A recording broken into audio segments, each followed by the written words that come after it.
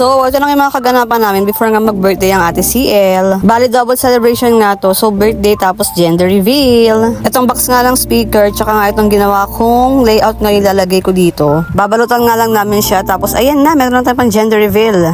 Grabe nga talaga excited namin na ito. Kasi dahil syempre pang second baby na namin. And syempre yung gusto namin is boy.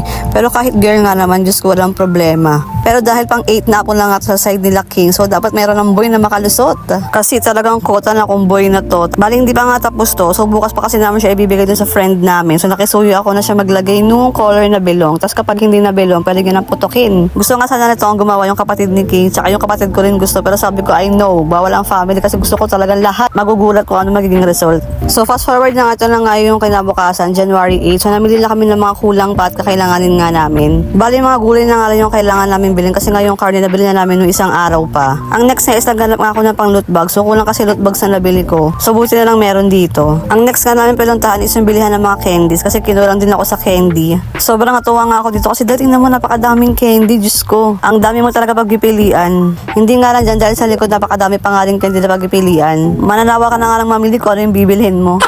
And after nga ng candy, dito naman kami sa Pure pumunta kasi kailangan pa nga namin ng juice para nga sa mga bagets. Bali, intimate celebration nga lang to. So, family lang talaga muna. Hindi muna kami nag-invite na napakadami kasi dahil for family lang muna siya. So, fast forward na nga ito nga nakawin na nga rin kami ng mga by 4 p.m. So, ito tinuloy na nga namin yung sa may pang gender reveal. So, kami na nga naglobo niyan. Tapos, para ang gagawin na nga lang ng friend namin, ilalagay niya lang niya kung ano yung tamang kulay nga na lumabas. Wow, sa hula!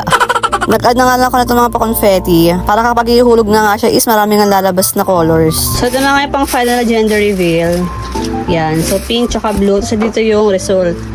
Nandyan sa loob kung boy ba or girl. So salagyan pa namin ng ganito. So ito na nga next na ginawa ko, yung pang loot bags nga.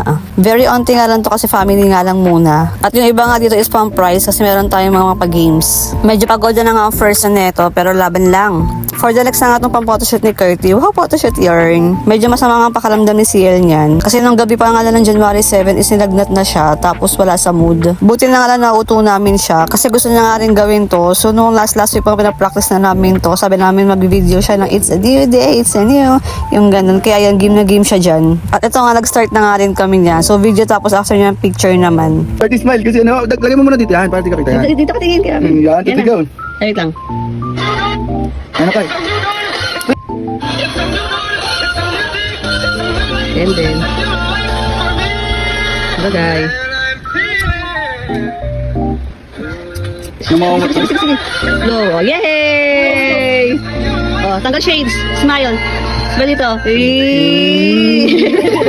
Ay, sorry, isang tao lang kasi. Thanks God nga natapos nga namin siya. Nang hindi nga nagmamaoy, tapos sabi niya gusto niya na kumain ng cake. Then next naman niya is yung picture. Ayan nga yung finale picture niya. So di ba napakagandang bata. Di talaga ako makapaniwala na meron na akong 3 years old. Oh my God!